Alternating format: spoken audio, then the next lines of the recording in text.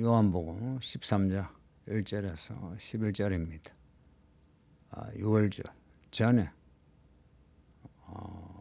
식사하면서 일어난 이야기입니다. 예수님이 유월절 어린 양으로 죽으신 거 아시죠? 예수님이 죽기 전에 하신 말씀입니다. 예수님은 자신이 이번 유월절에 십자가에 달려 죽는다는 거 아세요. 또한 부활도 아세요. 또한 하늘로 올라가 아버지께로 돌아가는 것도 아세요. 예수님은 이 시간을 아시고 예수님의 제자들, 여기에 자기 사람들이란 예수님을 따르는 제자들입니다. 예수님은 이들을 아시고 이들 또한 예수님을 아는 양과 목자의 관계입니다. 그러나 제자들 중에 가룟 유다는 달랐어요. 가룟 유다는 예수님의 제자인 것 같은데 마귀를 따르는 마귀의 종이 되었습니다. 일곱 교회에 주신 말씀에 니골라당, 발람, 이세벨, 유대인의 모임 이런 사람들 교회 안에 있는 마귀의 종들입니다. 예수님의 12제자 중에도 이런 유다가 있는 것처럼 또 일곱 교회에 그러한 사람들이 있는 것처럼 이 교회도 그런 사람이 있을 수 있다 하는 것. 그러니 여러분은 그런 사람 되지 마세요. 마귀의 종인 사람의 특징, 생각이 달라요. 하나님의 일을 생각지 않고 사람의 일을 생각해요. 유다가 한 말이 있죠. 예수님이 향유, 마리아가 예수님께 향유를 부을 때 유다가 한 말이 이 향유를 팔아서 가난한 자를 도우면 얼마나 좋겠나. 듣기 얼마나 좋습니까? 그러나 이 말은 마귀의 말인 겁니다. 그러니까 이런 일이 베드로에게도 있긴 했어요. 베드로가 예수님에게 예수님 십자가 죽으시면 안 됩니다 라고 꾸짖으면서 이야기했어요. 이때 예수님이 마귀야 물러가라 하셨는데 베드로는 돌아왔어요. 그래서 나중에 사도로서 교회의 중심이 되었습니다. 근데 유다는 마귀의 종으로 끝을 맺게 됩니다. 성도님들, 우리가 마귀의 종이 되어 악한 일을 저질러도 예수님께 돌아가는 그런 은혜 받는 사람이 됩시다. 예수님은 이 저녁 시간에 자신이 이제 마지막 저녁이라는 것을 아시고 이 제자들에게 하신 말씀을 다 하시는 겁니다. 이게 13장에서 14장, 15장, 16장, 17장의 긴 이야기입니다. 이 제자들을 위해서 하시는 말씀이 많습니다. 그러니까 우리에게 하시는 말씀이 많은 겁니다. 그러니까 우리는 요한복음을 읽으면서 예수님이 우리에게 하시는 말씀을 들을 수 있어야 합니다.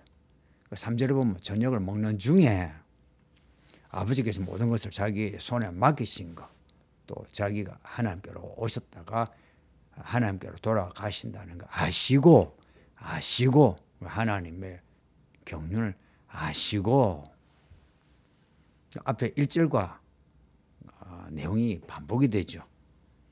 예수님은 때를 아시고 또한 일을 아시고 하시는 말씀입니다.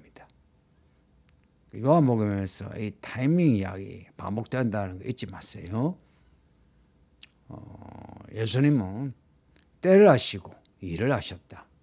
무슨 일? 하나님 아버지가 예수님 손에 모든 것을 맡기신 것을 아셨다. 예수님 손에 맡기신 일이 무슨 일이냐?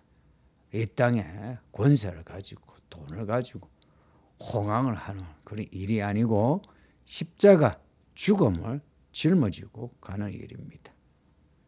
예수님이 하나님의 어린 양이 되셔 십자가에 죽는 그 일을 예수님께 맡기셨다. 요한계시록에 예수님이 만왕의 왕으로 나타나시죠. 어떻게 만왕의 왕이 되시고 우리를 구원하시는 구원자가 되셨느냐? 십자가 죽음을 짊어지는 어린 양이 되심으로 만왕의 왕이 되신 겁니다. 또한 우리도 요한계시록에서 왕노릇한다 혹은 이기는 자 나오죠. 왕노릇하고 이기는 자가 되려면 어찌해야 되느냐?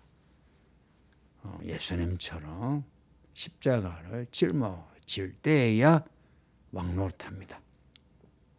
그러니 우리가 예수를 믿고 복을 받는다 할 때에 이 복은 병도 낫고 귀신도 나가고 일도 잘 되고 출세도 하고 다 좋습니다.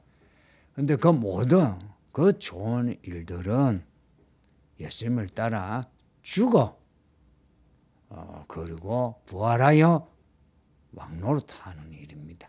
결국은 하나님 나라에서 왕노릇하는 그 일이 우리에게 주시는 복인 겁니다. 우리를 잘 먹고 잘 살게 하는 이것이 궁극적인 복이 아니고 우리가 주의 나라에서 왕노릇하는 것이 궁극적인 복입니다. 복 있는 사람 됐어요.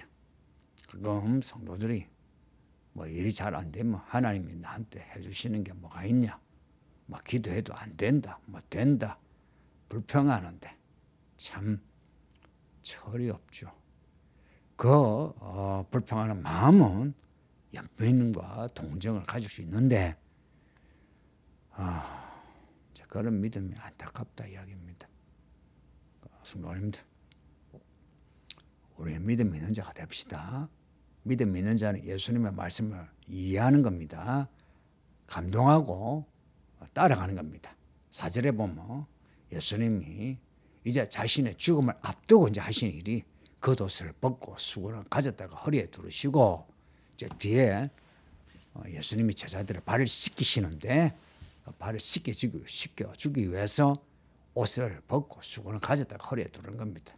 부모가 아이를 씻겨주기 위해 겉옷을 벗고 소매를 걷어붙이고 씻어주는 모습을 생각해 보세요. 예수님은 그렇게 하셨다. 5절에 보면 대야에 물을 떠서 제자들의 발을 씻으시고 그 두르신 수건으로 발을 닦아 주시기를 시작하여. 유대인에게서 발은 가장 신체 중에 가장 낮은 지체입니다. 발로 밟는다 하죠. 발로 밟는다는 것은 무시하고 경멸할 때 발로 밟는다 그러죠. 가장 낮은 지체에 발로 밟는다 할 때 그것은 누군가를 가장 경시하는 겁니다. 또 반면 손님의 발을 씻어준다는 것은 가장 극진히 대접하는 겁니다. 그 바리새인이 예수님을 초대하고는 예수님의 발을 씻어주지 않았죠.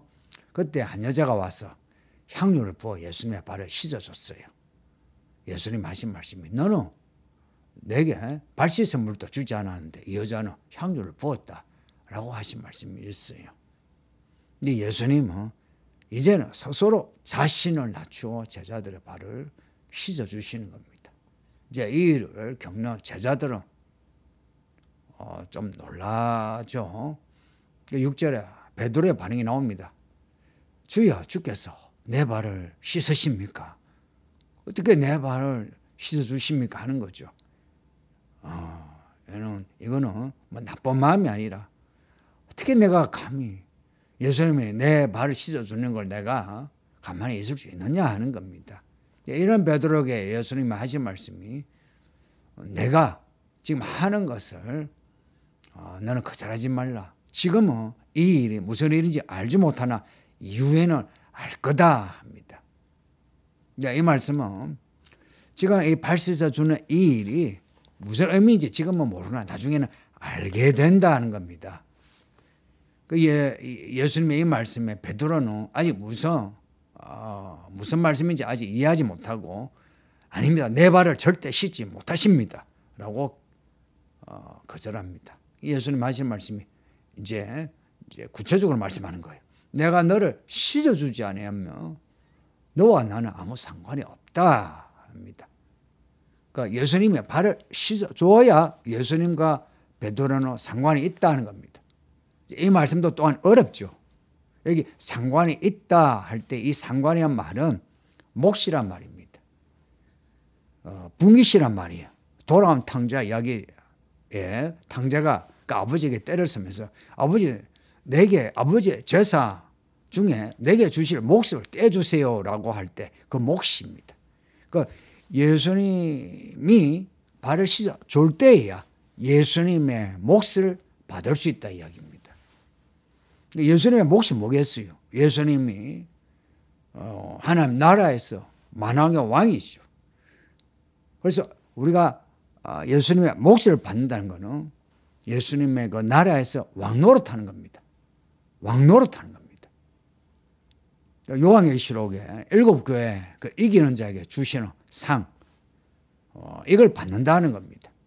그 새 예루살렘에 들어가는 것, 새 예루살렘을 영원히 살아가는 것, 이 몫을 받는다는 겁니다. 이 상관이란 말이 이제 성경에 또 나오는데 누가복음 8장인가 그 부분에 그라사 귀신 이야기 나옵니다. 그 귀신이 예수님에게 하는 말이 당신과 내가 무슨 상관이 있느냐 이렇게 해요. 나에게 당신은 무엇이고 당신에게 나는 무엇이냐 하는 그런 의미입니다. 그러니까 예수님하고 귀신은 아무 상관이 없어요. 예수님의 나라와 귀신은 상관이 없어요. 귀신은 예수님의 나라에 들어가지 못한다는 겁니다.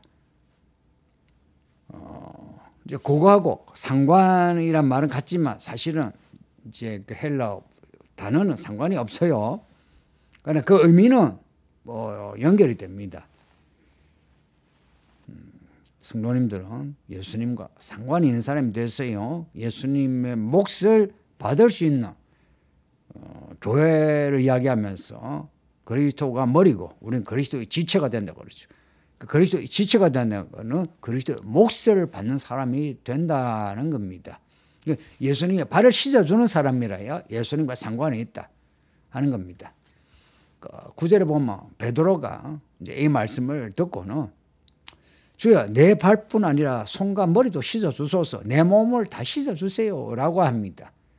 근데 이 말은 예수님이 내가 너의 발을 씻어줘야 너와 상관이 있다 하니까 베드로가 그러니까 예수님의 그 상관, 예수님이 말씀하는 그 목 혹은 상에 대한 갈망을 그대로 나타냅니다. 내 몸도 씻어주세요. 나는 예수님의 나라에 들어가고 싶습니다 하는 겁니다. 여러분의 마음은 어때요? 이런 말씀을 들으면서 베드로처럼 내 몸도 씻어주세요 하는 마음이 있는지 이게 믿음입니다. 예수님이 베드로 말을 듣고는 하시는 말씀이 이미 목욕한 자는 발 씻을 필요가 없다 합니다. 베드로가 이미 목욕한 사람이란 겁니다. 그래서 발밖에 씻을 필요가 없다. 그러니까 베드로가 예수님을 믿어 깨끗하게 된 사람이란 겁니다. 온몸이 깨끗하니라. 너희가 깨끗한데 발은 우리가 다니죠. 그래서 발에 먼지가 묻잖아요. 그래서 발을 씻어라 하는 겁니다. 우리는 평생 발을 씻는 겁니다. 요한 1서에 우리가 회개하는 내용이 나옵니다. 회개하는데 이 회개는 우리가 목욕을 하는 그 회개와 달리 매일매일 발을 씻는 회개입니다.